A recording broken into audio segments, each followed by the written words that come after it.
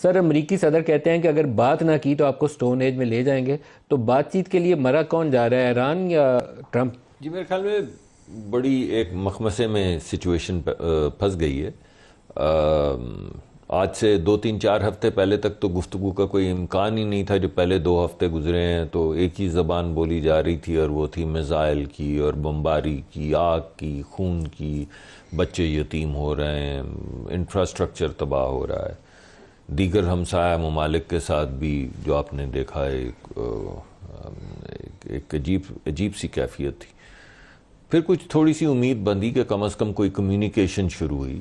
Extreme positions دونوں نے اپنی سامنے رکھ دیں، جو 12-13 نکات تھے امریکہ کی طرف سے وہ بھی سامنے آ گئے، 5 نکات جو ایران کے تھے وہ بھی سامنے آ گئے۔ تو اس سے ایک امید سی بند رہی ہے۔ میں تو ابھی بھی یہی کہوں گا کہ کوئی بات کرنا خارج الامکان نہیں۔ اصل میں تو بات چیت شروع ہو گئی جب لوگوں نے اپنے پوزیشن سامنے رکھ دی، تو بات چیت کے دروازے تو چاہے کسی کے راستے سے ہی کھلے، کچھ ہم نے بھی اس میں حصہ ڈالا، تو مگر بات چیت کا راستہ کھل گیا۔ پاکستان نے تو اس میں کلیدی کردار ادا کیا، بہت اچھا مثبت کردار۔ وہ اپنے منہ اچھا نہیں لگتا، آپ اچھا بہت اچھا کہہ کام کیا دیجیے۔ پاکستان۔ بالخصوص جی میں سمجھتا ہوں وزیر اعظم نے، فیلڈ مارشل نے اور ڈار صاحب نے بہت محنت کی ہے، اور دن میں 2-2 3-3 4-4 مختلف ممالک کے سربراہان سے بات کر کے، تاکہ یہ پورا خطہ جو ہے یہ آگ کی لپیٹ میں نہ آ جائے۔ اور کسی حد تک تھوڑی سی کنٹینڈ، بہت زیادہ تو کنٹینڈ نہیں، اب اس سے زیادہ کیا آگ لگے گی، لیکن بہرحال ایک خطرہ بہت سے لوگوں کو یہ بھی تھا کہ یہ کچھ بین الاقوامی سطح پہ خطے کی پورے کی جنگ نہ بن جائے، یا جس طرح دوسری جنگ عظیم میں 1-2 غلطیاں ممالک کے بعد پھر situation completely out of control ہو گئی۔ اسرائیل تو آپ کے سامنے وہ تو مصر ہے، وہ تو چاہتا ہے کہ وہ جس طرح کی دوسری جنگ عظیم تھی اسی طرح کا کوئی سلسلہ ہو جائے۔ اس نے جو یہ اسرائیل کی دلی خواہش ہے، جی ہاں اسرائیل کی دلی خواہش ہے کہ عرب ایران کی جنگ شروع ہو جائے۔ خواہش ہے، بلکہ وہ چاہتے ہیں کہ سب جل جائے ہمارے علاوہ۔ وہ چاہتے ہیں کہ اس اپرچونٹی سے فائدہ اٹھاتے ہوئے وہ سیریا کا پانی بھی لے چکے ہیں، سیریا کا 1/3 قبضہ بھی کر چکے ہیں، وہ جینوسائیڈ کر چکے ہیں فلسطینیوں کا، وہ لبنان پہ حملہ کر کے 10-20 میل اندر چلے گئے۔ انہوں نے تو کوئی چیز یعنی نہیں چھوڑی جہاں پہ وہ انگریس کر سکتے تھے۔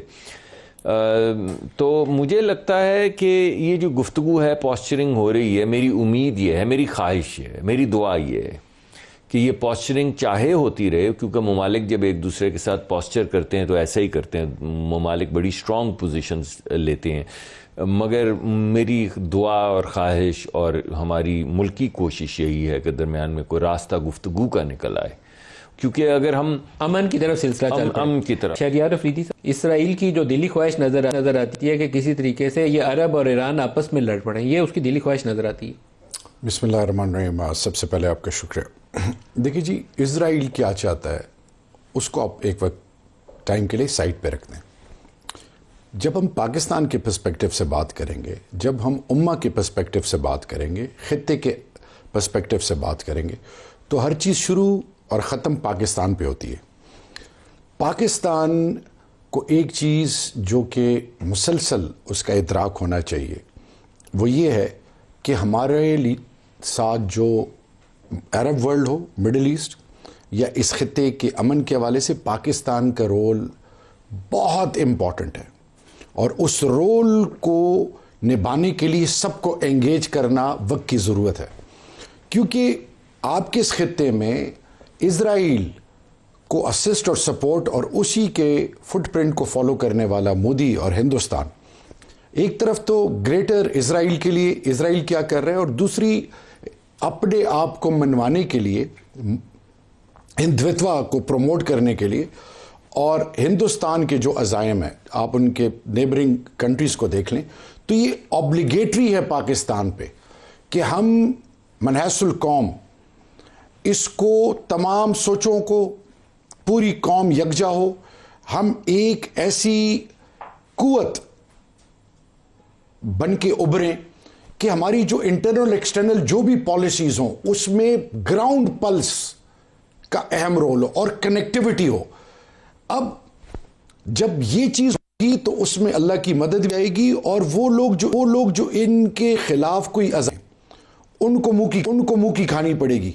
इस टाइम पाकिस्तान का रोल जिस तरीके से ईरान के हवाले से, सऊदी के हवाले से और मिडिल ईस्ट के हवाले से, and on top of that जिस तरीके से अमेरिका, अगर आज पाकिस्तान ये बावर करा दे कि इसमें सिर्फ इन ममालिक का नुकसान नहीं है, पूरी दुनिया का अमन और बिलखसूस कौमें जो हैं मईशत के हवाले से, रोज़गार और कारोबार और उनकी जो ज़रूरियात ज़िंदगी हैं, अब चीन भी इफ़ेक्ट हो रहा है, तमाम ममालिक इफ़ेक्ट हो रहे हैं। जब कौमें इफ़ेक्ट होंगी, खुदा ना खास्ता अल्लाह वो दिन ना लाए, तो मजबूरन इस आग में ये ना हो ये आग फैलती जाए। इस आग को रोकने के लिए मैं ये इस चीज़ पे एम्फेसाइज करूँगा कि ईरान क्या सोचता है उसको इसराइल क्या सोचता है उसको छोड़ने, हमारी ऊपर जो ऑब्लिगेशन है उसको प्रायोरिटी बना के सब सोचों को साथ लेके चल के इसका मदावा बना जाए, number 1। Number 2, engagement at all level, continuous engagement.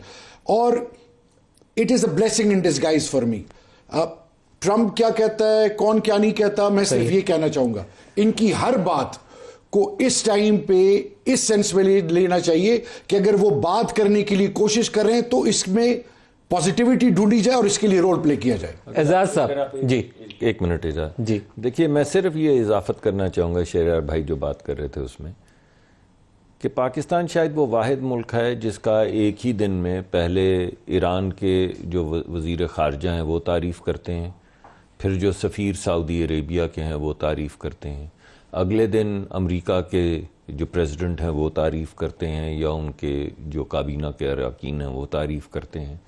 उससे अगले दिन पाकिस्तान चीन में रेड कार्पेट रिसीव करता है। यानी वो लोग जो एक दूसरे से आंख मिलाने के लिए तैयार नहीं हैं, जो एक दूसरे के दुश्मन हैं, वो वाहिद क्रेडिबल एक्टर या चंद क्रेडिबल एक्टर्स में पाकिस्तान एक है जिसमें एक लेजिटिमेसी है, जिसकी वजह से सब लोग उनसे बात कर रहे हैं। तो जो शहरयार भाई कह रहे हैं मैं उसको एंडोर्स कर रहा हूँ। देखिए, मैं आपको ये कह रहा हूँ कि पाकिस्तान तारीख़ी तौर पे जब भी कोई बात हुई है, मासिवा इसके कि दहशत गर्दी और ये और वो, पाकिस्तान बैनुल अक़वामी सतह पे यूनाइटेड नेशंस में बस यही बातें, पाकिस्तान की ब्रांड का ताल्लुक इन्हीं बातों से था।